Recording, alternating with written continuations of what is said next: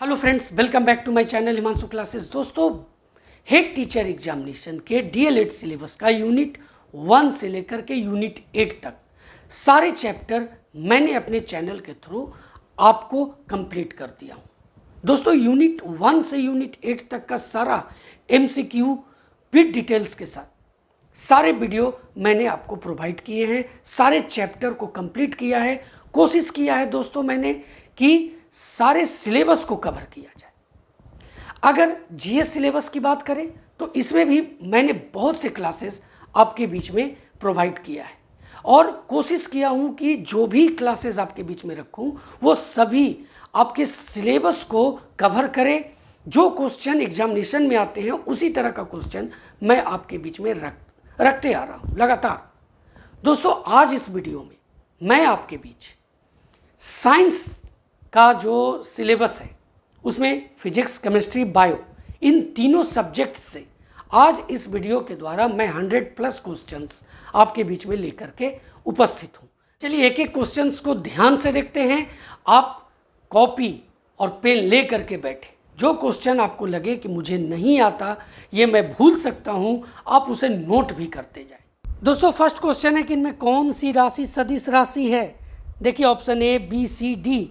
घनत्व, तापमान और विद्युत धारा ये तीनों अदिश राशि है।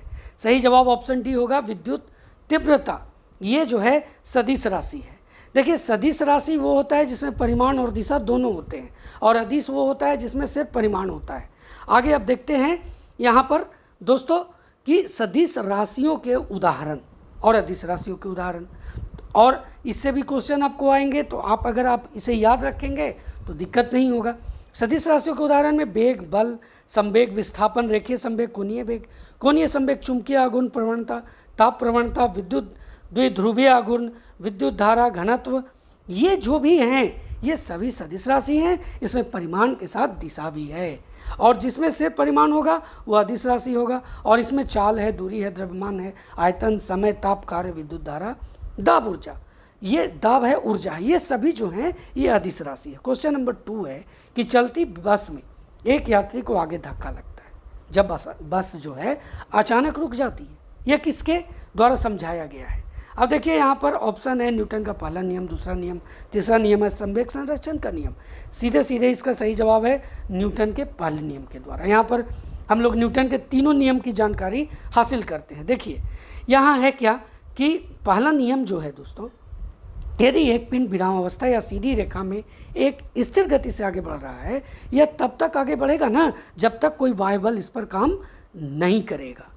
दोस्तों, इस पद को जड़ता के नियम के रूप में भी जाना जाता है, जड़त्व का नियम भी उसे कह सकते हैं। तो जड़त्व का जो नियम होता है पहले गैलीली द्वारा पृथ्वी पर क्षैतिज गति के लिए तैयार किया गया था और बाद में रेने डेकार्टस द्वारा सामान्यीकृत किया गया था।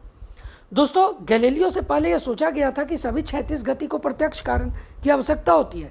जब तक प्रत्यक्ष कारण नहीं होगा तब तक क्षैतिज गति नहीं होगा। फिर भी गैलीलियो ने अपने प्रयोगों में कहा कि गति में एक शरीर तब तक गति में रहेगा जब तक कि एक बल जैसे घर्षण है के कारण उसे आराम नहीं मिलता। न्यूटन का अब दूसरा नियम देखते हैं। तो न्यूटन का जो दूसरा नियम है इसमें क्या है कि उन परिवर्तनों का एक मात्रात्मक वर्णन है जो एक पिंड की गति पर एक बल उत्पन्न कर सकता है। इसमें कहा गया है कि किसी पिंड के संवेग के परिवर्तन के समय की दर उस पर लगाए गए बल के परिमाण और दिशा दोनों में बराबर होता है। किसी पिंड का संवेग उसके द्रव्यमान और उसके वेग के गुणनफल के बराबर होता है।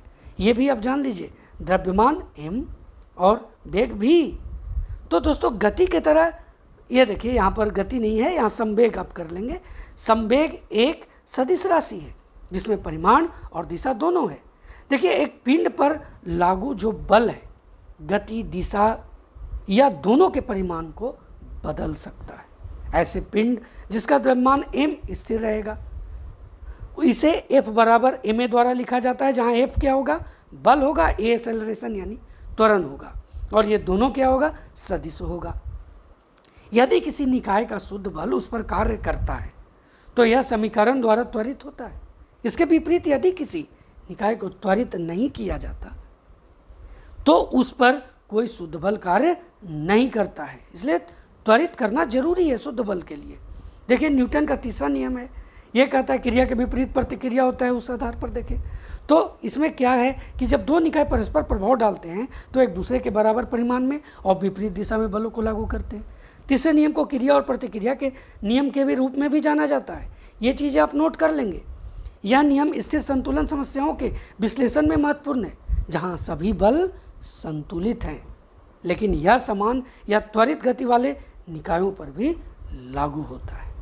दोस्तों, इसका वर्णन करने वाले बल वास्तविक हैं, केवल बही खाता उपकरण नहीं है, यानी कि सिर्फ लिखने के लिए नहीं, वास्तविक है। उदाहरण के लिए देख लीजिए कि अगर आप एक मेज पर पुस्तक रखते हैं तो पुस्तक भी जो होता है ना, वो टेबल पर अपने वजन के अनुसार नीचे की ओर बल लगाती है। वो टेबल हटा लीजिए और पुस्तक को टेबल पर से हटाइए बिना, तो देखिएगा कि वो जमीन पर गिर जाता है। तो इस स्थिति में तीसरे नियम के अनुसार मेज पुस्तक के बराबर और विपरीत बल लगाती है। यह बल तब होता है क्योंकि पुस्तक का वजन मेज का थोड़ा विकृत करने का प्रयत्न करती है, जिससे यह पुस्तक को कुंडलीकृत स्प्रिंग की तरह पीछे धकेलती है। दोस्तों, क्वेश्चन 3 है कि एक प्रतिध्वनि 2 सेकंड में लौटती है। यदि ध्वनि की गति 342 मीटर प्रति सेकंड है तो स्रोत से प्रतिबिंबित सतह की दूरी कितनी है? देखिए, इसका सही जवाब हल के साथ मैं आपको बताता हूँ। सही जवाब पहले आपको मैं बता दूँ, ये होगा ऑप्शन नंबर ए 342 मीटर। अब यहाँ पर हल करके देखते हैं। देखिए, ध्वनि की गति 342 मीटर पर सेकंड, एक प्रतिध्वनि सुनने के लिए लिया गया समय 2 सेकंड है। ध्वनि की गति स्पीड v बराबर डिस्टेंस बाई टाइम होता है। तय की गई दूरी 2d है। 2d is equal to v into T. तो अब देखिए 2 और d को अलग अलग आप करिए, 2 इंटू डी। अब v इंटू टी को v के जगह पर क्या होगा 342, जो क्या था 342 क्या था, तो ये ध्वनि की गति था और उसमें 2 सेकंड में प्रतिध्वनि था, तो ये 2 सेकंड में मल्टीप्लाई हो गया। ये देखिए ये क्या हुआ, अब ये 2 इधर आ गया, अब इधर आ गया तो 2 से 2 कट जाएगा, क्या बचेगा 342 meter. d is equal to.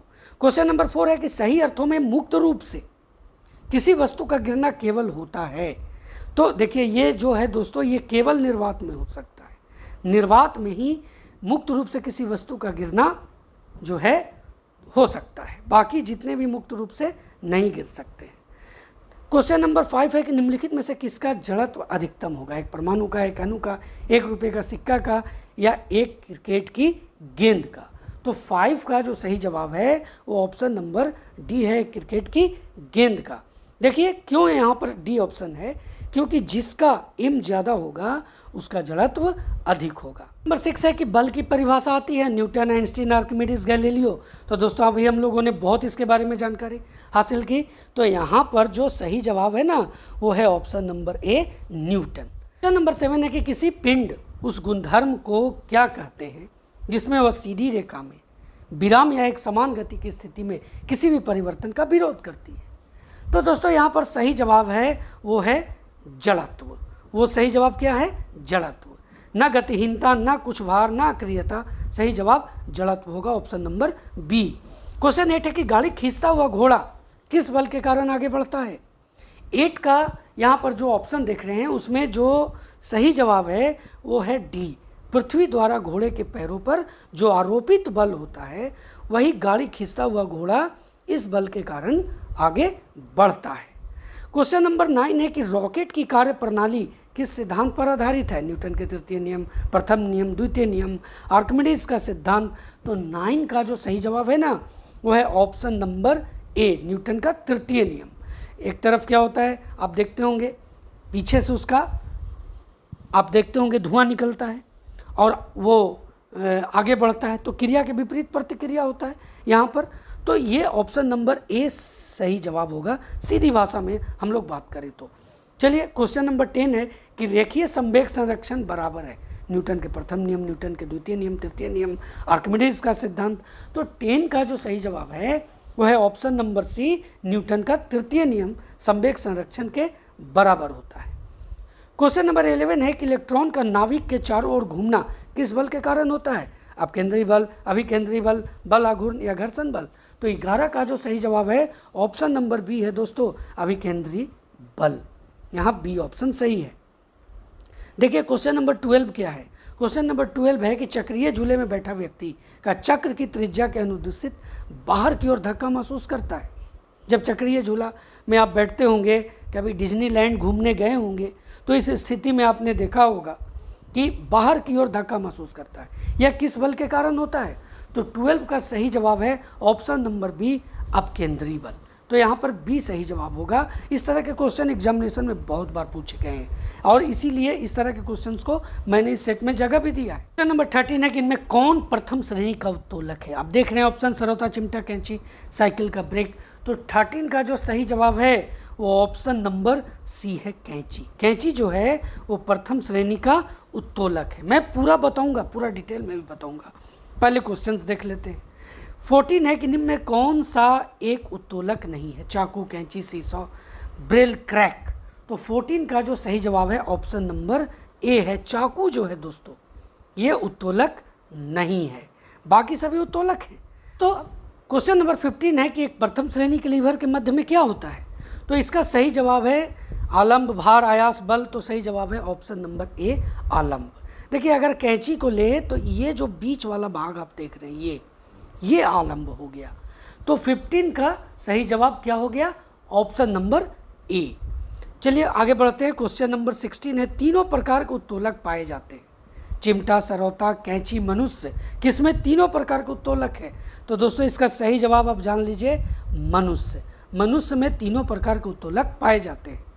अब देखिए उत्तोलक क्या है, इसके बारे में थोड़ी जानकारी ले लेते हैं। अब देखिए एक ऐसी सीधी अथवा टेढ़ी छड़ जो किसी भी निश्चित बिंदु के परितः स्वतंत्रता पूर्वक घूरने के लिए स्वतंत्र हो, उसे उत्तोलक कहते हैं। उदाहरण के रूप में चिमटा ले लीजिए, सरौता ले लीजिए, कैंची ले लीजिए, ये सभी उत्तोलक हैं। उत्तोलक में 3 बिंदु होते हैं, जैसा कि ऊपर में हम लोगों ने देखा, आलंब के बारे में पढ़ा, फिर आयास है और भार है। ये 3 बिंदु होते हैं जिस पर पूरा उत्तोलक कार्य करता है, टिका हुआ रहता है। देखिए आलंब क्या होता है? वह बिंदु जिसके चारों ओर उत्तोलक की छड़ स्वतंत्रतापूर्वक घूर्णन करती है उसे आलंब कहते हैं। तो नोट करते जाएंगे।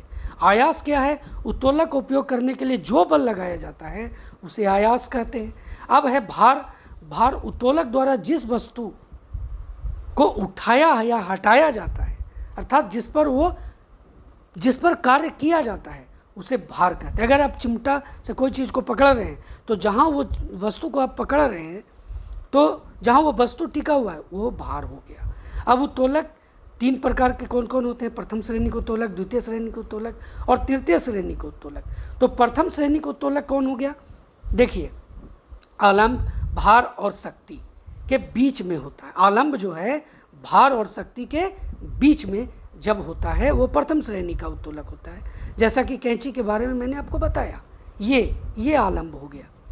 कैंची है, सिडासी है, हिंडोला है, उसके बाद झूला है, हैंडपंप है, ये सभी प्रथम श्रेणी को उत्तोलक के उदाहरण हैं। यांत्रिक लाभ एक से अधिक या कम हो सकता है। द्वितीय श्रेणी के उत्तोलक भार, शक्ति और आलंब के बीच में होता है। यानी यहाँ पर क्या है कि जैसे देखिए आप नींबू निचोड़ने का आप मशीन जब लेते हैं इस तरह से, तो ये जो भार जो है जहाँ पर ये नींबू रखा गया, ये शक्ति और आलंब, शक्ति यहाँ पर लग रहा है और आलंब ये हो गया, तो इसके बीच में होता है कौन? ये होता है भार, ये भार। तो जैसे इसके अंतर्गत क्या क्या आ सकता है? इसके अंतर्गत है सरौता, एक पहिए वाली ठेला गाड़ी, नींबू निचोड़ने की मशीन। इसका यांत्रिक लाभ जो है सदैव 1 से अधिक होता है। यहाँ ये हमेशा याद रखिएगा, यांत्रिक लाभ किसका 1 से अधिक होता है, किसका 1 से कम होता है, ये चीज़ें आती है एग्जामिनेशन में। तृतीय श्रेणी के उत्तोलक देखिए, शक्ति जो होता है आलंब और भार के बीच में होता है। जैसे आप स्टेपलर लगाते हैं तो स्टेपलर जो है उसमें शक्ति कहाँ पर लगा रहे हैं? आलंब और भार के बीच में। जैसे ये है स्टेपलर और देखिए ये है आलंब, और शक्ति आप कहाँ लगा रहे हैं? यहाँ पर लगा रहे हैं, यहाँ पर, ठीक है। और भार कहाँ पर है? इस जगह पर है। तो ये जो हो गया ये तृतीय श्रेणी के उत्तोलक है। यांत्रिक लाभ जो है सदैव 1 से कम होता है। जैसे देखिए स्टेपलर है, चिमटा है, मनुष्य का हाथ है, ये तृतीय श्रेणी के उत्तोलक के अंतर्गत आते हैं। क्वेश्चन नंबर 17 है कि निम्नलिखित में से कौन सा यंत्र रासायनिक ऊर्जा को विद्युत ऊर्जा में बदलता है। बहुत बार क्वेश्चन पूछा गया है। तो 17 का जो सही जवाब है वो ऑप्शन नंबर ए है, बैटरी। ये सब नहीं, बैटरी जो है वो रासायनिक ऊर्जा को विद्युत ऊर्जा में बदलता है। क्वेश्चन नंबर 18 है कि किसी वस्तु में उसकी स्थिति के कारण जो संचित ऊर्जा होती है वो क्या कहलाता है। तो दोस्तों उसे स्थितिज ऊर्जा कहते हैं, ऑप्शन नंबर बी। देखिए ऊर्जा की वाणिज्यिक इकाई क्या होती है, ये भी क्वेश्चन आता है। तो 19 का सही जवाब है option number C, kilowatt hour. Kilowatt hour ये ऊर्जा का वाणिज्यिक इकाई है। 100 वाट का विद्युत बल्ब 1 मिनट में कितनी ऊर्जा का स्थानांतरण करता है। तो 20 का जो सही जवाब है वो ऑप्शन नंबर डी है, 6000 जूल। 6000 जूल ऊर्जा का स्थानांतरण करता है। देखिए एक वाट जो है, एक वाट यहाँ पर मैंने आप नोट कर लेंगे आप, मैंने यहाँ पर इसको अंकित कर दिया है। 1 वाट बराबर 1 जूल प्रति सेकेंड बराबर 1 न्यूटन मीटर प्रति सेकेंड। दोस्तों 60 वाट का एक रेडियो सेट जो है 50 घंटे तक चलता है, ठीक है। उसके द्वारा खपत की गई विद्युत ऊर्जा किलोवाट आवर में कितना है। तो यहाँ पर देखिए जो भी बन रहा है ये इसी से, ये जो आप ऊपर जो आप देख रहे हैं 1 वाट बराबर 1 जूल प्रति सेकेंड 1 न्यूटन प्रति सेकेंड, तो इसी को हम लोग किलोवाट आवर में चेंज करेंगे। तो ये जो है क्वेश्चन नंबर 21, तो 21 का जो सही ऑप्शन है वो है option number B, 3 kilowatt hour. 60 watt का एक रेडियो सेट 50 घंटे तक चलता है। आप यहाँ पर देख लीजिए 60 वाट है, अब इसको 50 से मल्टीप्लाई किए तो 3000 आया, 3000 वाट प्रति घंटा हुआ। अब 3000 को किलो में चेंज करेंगे तो ये हटेगा, यानी 3 किलोवाट आवर हो जाएगा। 21 को मैंने नीचे आपको बताया है, 1 किलोवाट बराबर 1000 वाट घंटा बराबर 1000 वाट इंटू 1 घंटा, 1000 into 3600 second is equal to 3.6 into 10 to the power 6 watt second, यानी 3.6 into 10 to the power 6 joule. ये आप बिल्कुल ही नोट कर लेंगे, इसे याद रखेंगे। देखिए वाट, किलोवाट, मेगावाट, एचपी जिसे हॉर्स पावर कहते हैं, तो ये सभी जो हैं ये शक्ति के मात्रक हैं। और ये देखिए watt second, watt hour, kilowatt hour, ये सभी जो हैं कार्य और ऊर्जा के मात्रक हैं। क्वेश्चन नंबर 22 है कि किसी वस्तु पर किया गया कार्य निर्भर नहीं करता। किस पर निर्भर नहीं करता। तो 22 का जो सही जवाब है वो ऑप्शन नंबर डी है, वस्तु के प्रारंभिक वेग पर जो है कार्य निर्भर नहीं करता, क्योंकि प्रारंभिक वेग 0 होता है। चलिए आगे बढ़ते हैं। 23 है कि जब किसी पिंड को पृथ्वी तल से ऊपर कुछ उठाया जाता है तो क्या होता है। तो उसकी गतिज ऊर्जा बढ़ती है, स्थितिज ऊर्जा घटती है, स्थितिज ऊर्जा परिवर्तित रहती है, स्थितिज ऊर्जा बढ़ती है। तो 23 का जो सही जवाब है वो ऑप्शन नंबर डी है, स्थितिज ऊर्जा बढ़ती है। दोस्तों 24 है कि किसी वस्तु के संवेग को तिगुना करने से उसकी गतिज ऊर्जा क्या होगी। जब आप संवेग को तिगुना करेंगे तो गतिज ऊर्जा जो होगी वो ऑप्शन नंबर सी सही होगी, 9 गुनी हो जाएगी। 9 गुनी हो जाएगी। देखिए कैसे हो जाएगी, ये देखिए गतिज ऊर्जा क्या होता है 1/2 mv²। अब देखिए mv² है, अब क्या है यहाँ पर कि आप तिगुना कर रहे हैं, तो जब तिगुना कर रहे हैं दोस्तों तो v² है, तब 3 का स्क्वायर करेंगे तो क्या हो जाएगा 9 हो जाएगा, यानी 9 गुनी हो जाएगी। गतिज ऊर्जा एवं संवेग में अगर संबंध की बात करें तो kinetic energy is equal to p²/2m, जहाँ p जो है संवेग है, इसे mv के रूप में हम लोग जानते हैं। ऊपर भी हम लोगों ने संवेग के बारे में पढ़ा, p बराबर mv। ये नोट भी करेंगे, याद भी रखेंगे। अब देखिए क्वेश्चन नंबर 25 है कि पृथ्वी तल से किसी पिंड की ऊंचाई दुगनी कर दी जाती है तो उसकी स्थितिज ऊर्जा पर क्या प्रभाव पड़ता है। तो 25 का जो सही जवाब है ऑप्शन नंबर बी, दुगनी हो जाती है। जब पृथ्वी तल से किसी पिंड की ऊंचाई दुगनी कर दी जाती है तो उसका स्थितिज ऊर्जा भी दुगना हो जाएगा। देखिए P इज इक्वल टू क्या होता है, mgh, ये याद रखेंगे। अब mgh है, अब यहाँ पर देखिए कि ऊंचाई दुगना कर दी है, mgh मैं आपको कह रहा हूँ mgh। अब h को दुगना करेंगे, अब 2h हो जाएगा तो 2mgh हो जाएगा। अब 2mgh हो जाएगा यानी स्थितिज ऊर्जा क्या हो जाएगा, पोटेंशियल एनर्जी दुगनी हो जाएगी। कार्य गुणनफल होता है किसका, तो 26 का जो सही जवाब है वो ऑप्शन नंबर बी है। बल और विस्थापन का कार्य जो होता है वो गुणनफल होता है। 27 है कि भू स्थिर उपग्रह का क्रांतिक काल या परिभ्रमण समय होता है, तो 27 का सही जो जवाब है दोस्तों वो ऑप्शन नंबर बी है, 24 घंटा। भू स्थिर उपग्रह का जो क्रांतिक काल या परिभ्रमण काल 24 घंटा होता है, याद कर ले, नोट कर ले। धरती के सतह से भू स्थिर उपग्रह की ऊंचाई क्या होती है, ये सीधे सीधे मैं आपको आंसर बताता हूँ, ऑप्शन नंबर ए सही जवाब है, 36,000 किलोमीटर। आप जानते भी होंगे इसको, सार्वत्रिक गुरुत्वाकर्षण नियतांक जी का मान कितना होता है, बहुत से एग्जामिनेशन में क्वेश्चन पूछे गए। तो 29 का जो सही जवाब है ऑप्शन नंबर सी है, 6.67 इंटू 10⁻⁻11 न्यूटन मीटर स्क्वायर पर केजी स्क्वायर। अगर डायमेंशन के रूप में लिखें तो न्यूटन मीटर स्क्वायर केजी -2 भी रहता है दोस्तों, इसलिए आपको इस तरह से भी अगर दे तो उसमें आपको दिक्कत नहीं होनी चाहिए।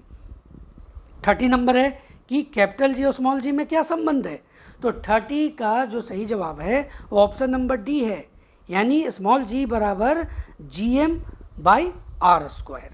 ये होता है कैपिटल जी और स्मॉल जी में संबंध। पृथ्वी पर मनुष्य द्वारा डाला गया दाब न्यूनतम है जब वह होता है दोनों पैरों पर खड़ा होता है, मुड़े हुए मतलब घुटने पर खड़ा बैठता है, या ज़मीन पर सोता है एक पैर पर खड़ा होता है। इसका सही जवाब ज़मीन पर सोता है जब मनुष्य, तब मनुष्य द्वारा डाला गया दाब जो होता है पृथ्वी पर वह न्यूनतम होता है। 32 है कि जब हम पहाड़ पर जाते हैं तो क्या होता है, तापमान बढ़ जाता है, दबाव बढ़ जाता है। तापमान बढ़ जाता है लेकिन दबाव कम हो जाता है, तापमान और दबाव दोनों कम हो जाते हैं। तो 32 का जो सही जवाब है वो ऑप्शन नंबर डी है कि तापमान और दबाव दोनों कम हो जाते हैं। 33 है कि समुद्र तल पर सामान्य वायुदाब क्या है, तो इसका सही जवाब ऑप्शन नंबर ए है, 1013.25 मिलीबार।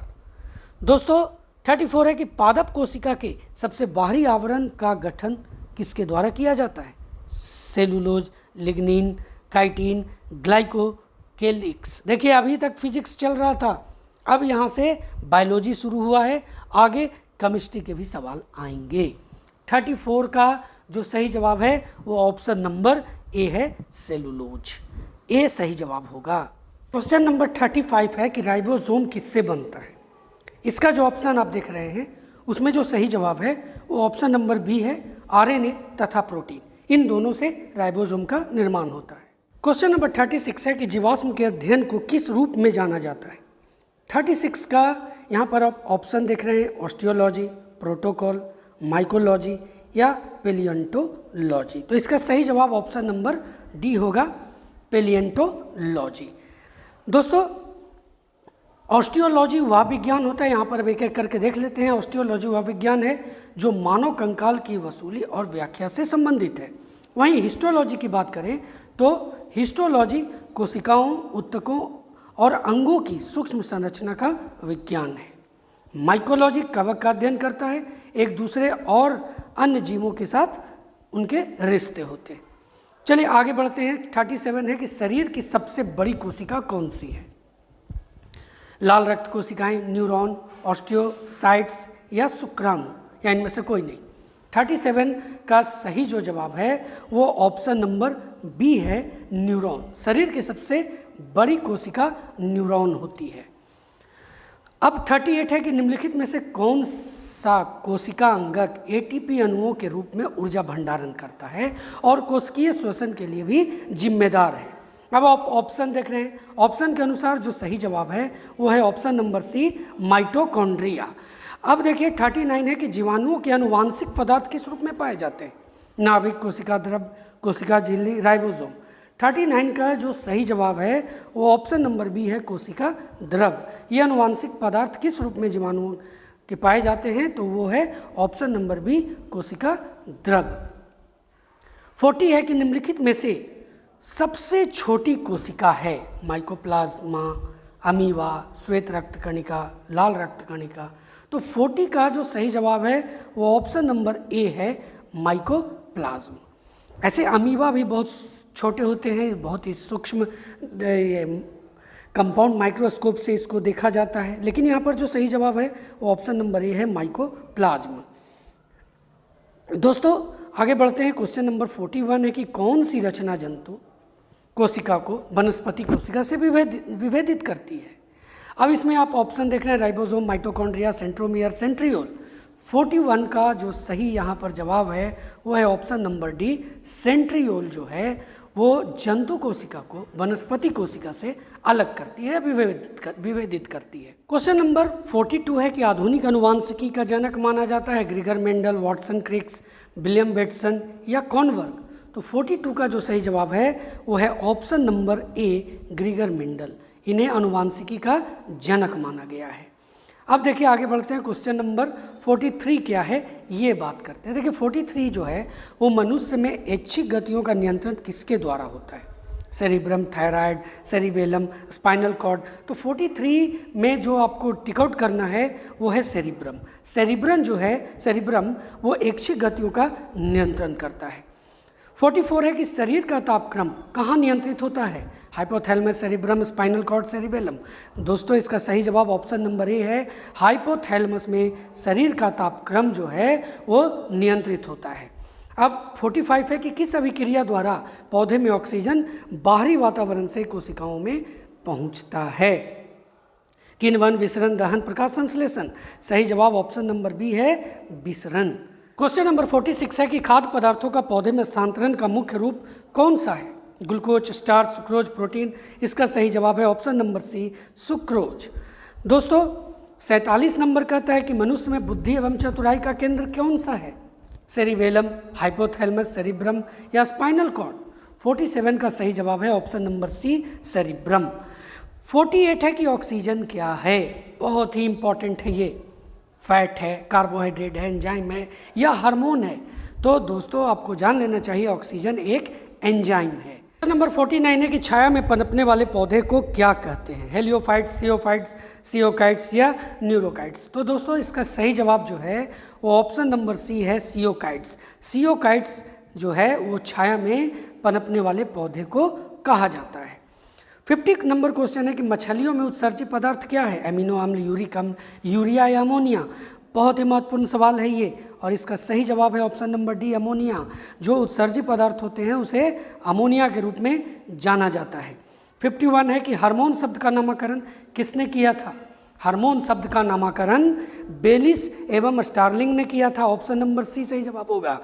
अब आगे बढ़ते हैं। 52 है कि जीव विज्ञान शब्द का प्रयोग सर्वप्रथम किसने किया, लैमार्क या ट्रेविरेनस ने, बॉन मॉल ने, पुरकिंजे ने या अरस्तु ने। तो 52 का जो सही जवाब है वो ऑप्शन नंबर ए है, लैमार्क तथा ट्रेविरेनस। दोस्तों यहाँ पर कन्फ्यूजन नहीं होना है अरस्तु को लेकर के। अरस्तु जो हैं वो जंतु विज्ञान के पिता कहे जाते हैं। अब आगे बढ़ते हैं। देखिए क्वेश्चन जो है कि जीव विज्ञान के जनक के नाम से जाने जाते हैं। तो जनक के रूप में यहाँ पर देखिए क्वेश्चन आ गया और इसका सही जवाब है अरस्तु। तो 53 का सही जवाब सी होगा। चलिए आगे बढ़ते हैं। 54 है कि वनस्पति विज्ञान के जनक के नाम से जाने जाते हैं, थियोफ्रेटस, डार्विन, पुरकिंजे या अरस्तु। तो 54 का सही जवाब है ऑप्शन नंबर ए क्या, तो थियोफ्रेस्टस। क्वेश्चन नंबर 55 है कि फाइकोलॉजी में किसका अध्ययन किया जाता है। बहुत ही सामान्य सा सवाल है और ये अक्सर क्वेश्चंस पूछे जाते हैं और इसका सही जवाब है शैवाल, ऑप्शन नंबर बी। पुष्पों के अध्ययन को क्या कहा जाता है, एग्रेस्टोलॉजी, फिनोलॉजी, एंथोलॉजी या डेंड्रोलॉजी। तो 56 का सही जवाब है ऑप्शन नंबर सी, एंथोलॉजी। दोस्तों स्पर्मोलॉजी में किसका अध्ययन किया जाता है, परागकण, बीज, फल, पत्ती। तो 57 का सही जवाब होगा बीज। बीज का जो अध्ययन किया जाता है वो स्पर्मोलॉजी के अंतर्गत किया जाता है। अब है 58 की एग्रेस्टोलॉजी में किसका अध्ययन किया जाता है? घास, फल, फसल, तेल बीज। तो 58 का सही जवाब है ऑप्शन नंबर ए, घास का अध्ययन एग्रेस्टोलॉजी में किया जाता है। 59 है कि पीडोलॉजी में किसका अध्ययन किया जाता है? तो 59 देखिए एक एक चीज़ इंपॉर्टेंट है, सभी अध्ययन को लेकर के मैं आपके बीच में आया हूँ, तो जो नहीं जानते उसे आप नोट कर लेंगे। तो 59 का सही जवाब है ऑप्शन नंबर ए, भूमि का अध्ययन पीडोलॉजी में किया जाता है। अब देखिए क्वेश्चन नंबर 60 है कि निम्नलिखित में से कौन सा रोग बैक्टीरिया से होता है? पीलिया, तपेदिक, चेचक या डायबिटीज? तो इसका सही जवाब ऑप्शन नंबर ए होगा, पीलिया। पीलिया जो है वो बैक्टीरिया से होता है। क्वेश्चन नंबर 61 है, अब उसी तरह के रोगों को बारे में आपको मैं बताऊंगा। तो निम्नलिखित में से कौन सा रोग जीवाणु के कारण होता है? अभी भी हम लोगों ने जो ऑप्शन के अनुसार देखा, यहाँ भी ऑप्शन के अनुसार हम लोग देखते हैं। अब देखिए पेचिस, हैजा, चेचक या पीलिया?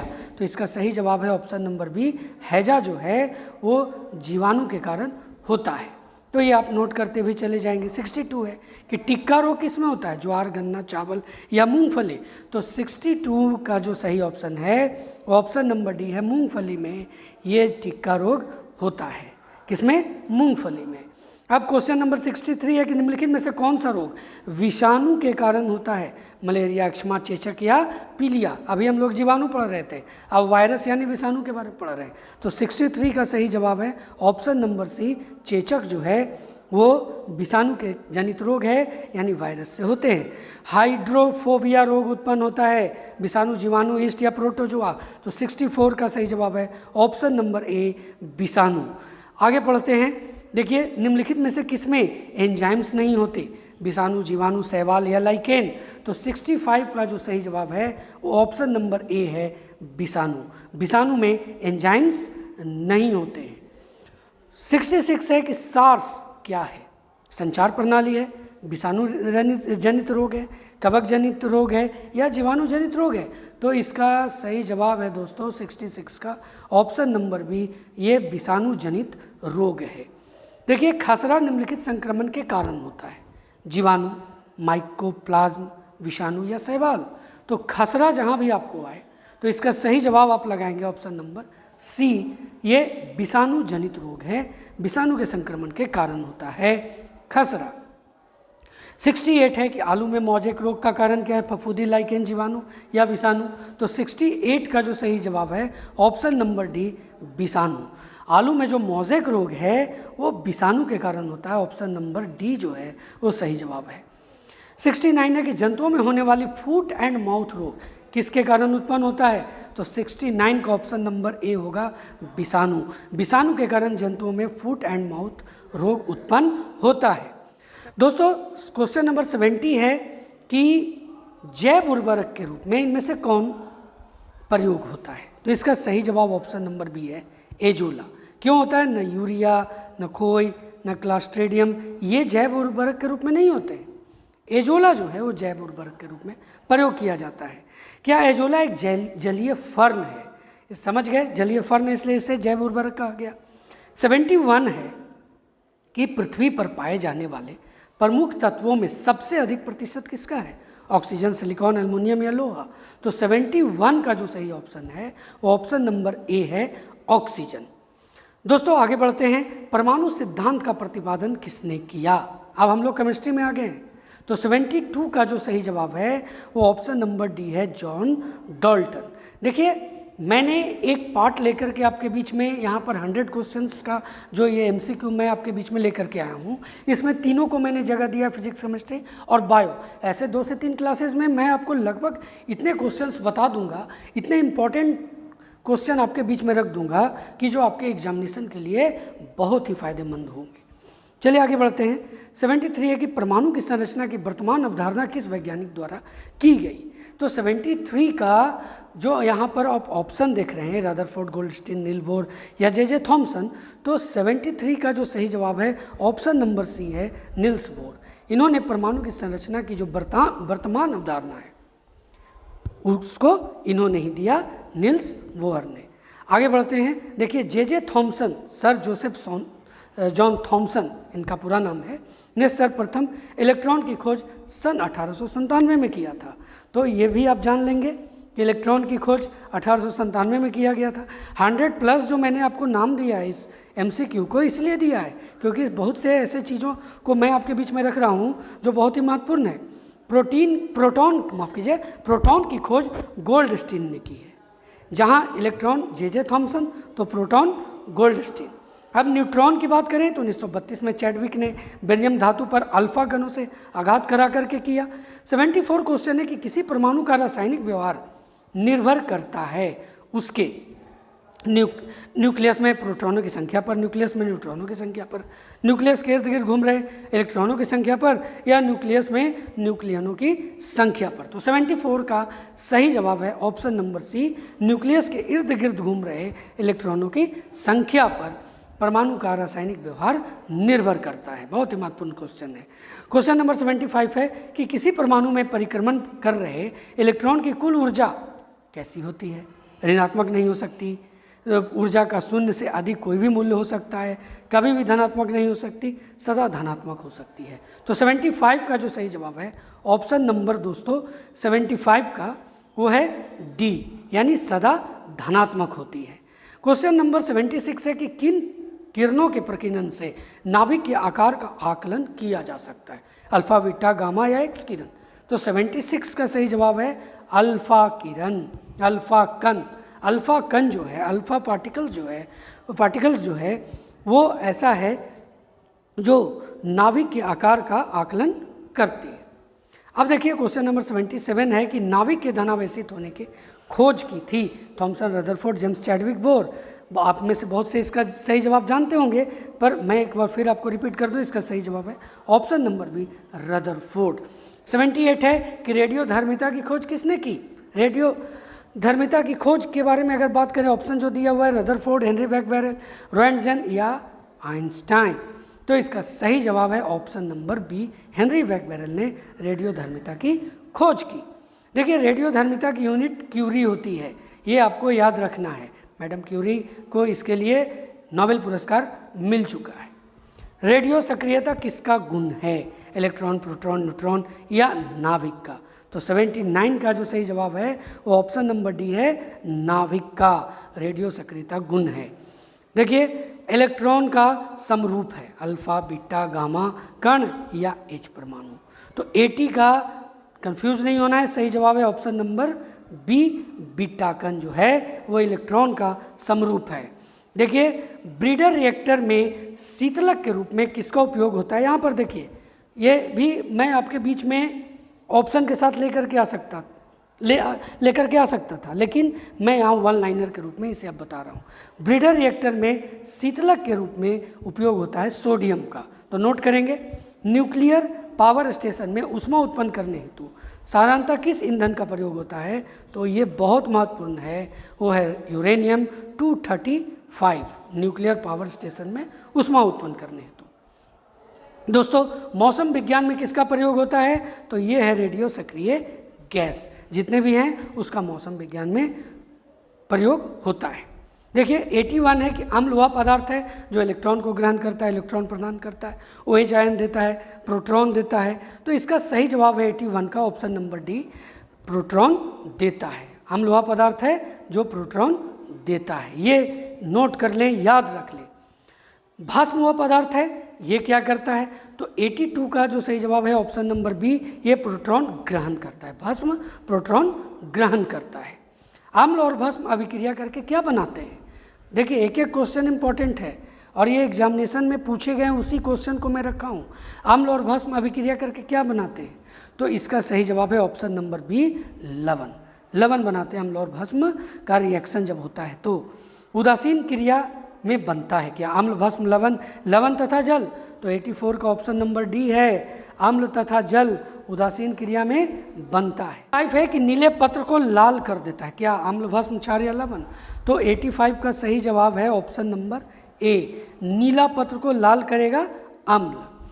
अब आगे बढ़ते हैं, लाल पत्र को नीला कर देता है भस्म। तो ये दोनों क्लियर हो गया, लाल पत्र को नीला करेगा भस्म और नीला पत्र को लाल करेगा अम्ल। तो जल में घुलनशील भस्म को क्या कहते हैं? अम्ल, क्षार, लवण या भस्म? तो इसका सही जवाब है ऑप्शन नंबर बी। जल में घुलनशील जो भस्म होते हैं उन्हें क्षार कहते हैं। देखिए सभी अम्ल जल में घुलकर प्रदान करते हैं। OH negative ion, H+ ion, electron, neutron. तो अल्कोहल जो है वो होगा कि H+ आयन होगा, इलेक्ट्रॉन होगा कि न्यूट्रॉन। तो 87 का सही जवाब है option number B, H+ ion जो है ये सभी अम्ल जल में घुलकर प्रदान क्या करते हैं, H+ आयन। अब इसका एक हम लोग सूत्र भी ले सकते हैं, HCl है। अब सभी अम्ल जल में घुलेगा H2O में। अब देखिए तो HCl जो है ये तो चल जाएगा यहाँ, मिलेगा क्या आपको, H+ आयन मिलेगा। तो ये है। चलिए आगे बढ़ते हैं कि भस्मों का स्वाद कैसा होता है, खारा, खट्टा, मीठा, स्वादहीन। तो इसका सही जवाब है ऑप्शन नंबर ए, खारा होता है भस्म का स्वाद। 89 है कि भस्मों के जलीय घोल में कौन सा आयन होता है। तो 89 का सही जवाब है option number C, OH negative. यानी ये जो है ये भस्मों के जलीय घोल में कौन सा आयन होता है, तो OH minus, option number C. देखिए सभी लवण होते हैं क्या, वैद्युत अपघट्ट, वैद्युत अपघट्ट, अस्थायी अपघट्ट, उदासीन। तो 90 का सही जवाब है ऑप्शन नंबर बी, वैद्युत अपघट्ट। आगे बढ़ते हैं। देखिए pH स्केल पर अब आते हैं थोड़ा। तो pH का निर्धारण किसने किया ये जान लेते हैं। तो इसका सही जवाब है ऑप्शन नंबर डी, सोरेनसन ने pH स्केल का यानी pH का निर्धारण किया। देखिए आगे है कि शुद्ध जल में हाइड्रोजन आयन सांद्रण का मान कितना होता है शुद्ध जल में। तो 92 का ऑप्शन ए सही जवाब है, 10⁻⁻7, ऑप्शन नंबर ए। ये हाइड्रोजन आयन सांद्रण का मान होता है शुद्ध जल में। अब देखिए अम्लीय घोल का pH मान कितना होता है। तो 93 का सही जवाब है वो है ऑप्शन नंबर बी, 7 से कम। 7 से जो कम होते हैं वो सभी जो हैं वो अम्लीय घोल प्रदर्शित करते हैं। अब आगे बढ़ते हैं कि क्षार घोल का pH मान क्या होता है। तो देखिए अब 7 से कम था वो अम्लीय था, तो 7 से अधिक है तो वो क्षारीय हो जाएगा। आगे बढ़ते हैं। देखिए अम्लीय घोल का pH मान कितना होता है। तो 95 का देखिए जो ऑप्शन दिया हुआ है, 7 से कम, 7 से अधिक, 7, 14। तो ये क्लियर हो गया है ऊपर के क्वेश्चन से। तो इसका सही जवाब है कि उदासीन घोल जो है वो सी होगा, क्योंकि अम्लीय का 7 से कम, क्षारीय का 7 से अधिक, तो उदासीन क्या होगा, 7 होगा। अब देखिए सभी अम्ल धातुओं से क्रिया करके कौन से गैस निकालते हैं। ये होगा कौन से गैस निकालते हैं। अब ये जो 96 देख रहे हैं इसमें ऑप्शन देखते हैं, हाइड्रोजन, नाइट्रोजन, ऑक्सीजन या क्लोरीन। तो 96 का सही जवाब है ऑप्शन नंबर ए, हाइड्रोजन। दोस्तों सामान्य व्यक्ति के रक्त का pH मान होता है 5, 6.4, 7.4 या 8। तो 97 का सही जवाब है ऑप्शन नंबर सी, 7.4। थोड़ा शोरगुल अगल बगल आ रहा है, उससे आपको नहीं देखना है। यहाँ जो मैं आपको बता रहा हूँ वो आपको ध्यान रखना है। 98 जो है कि दूध का pH होता है कितना। तो 98 का सही जवाब है ऑप्शन नंबर बी, 6.6। दूध का pH 6.6 होता है। 9 है कि जो लवण अम्लीय हाइड्रोजन परमाणु या हाइड्रोक्सिल आयन से उत्पन्न होते हैं क्या कहलाते हैं। इसका सही जवाब है दोस्तों सामान्य लवण कहलाते हैं। ये बाकी तीनों नहीं होंगे, सही जवाब होगा सामान्य लवण। क्वेश्चन नंबर 100 है कि pH दर्शाता है क्या।